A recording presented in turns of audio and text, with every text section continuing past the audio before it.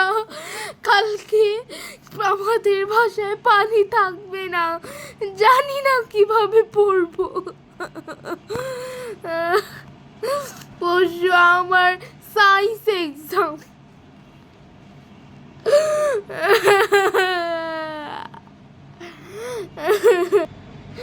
কি করবো মাথায় আসছে না গাইস, পড়তে পড়তে 4টা বেড়ে যাচ্ছে।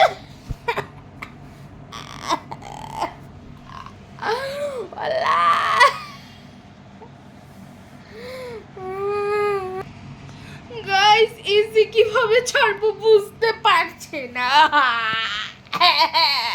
আমাদের জন্য সবাই নামো নামো করবেন, দোয়া করবেন যেন কালকে না যায়।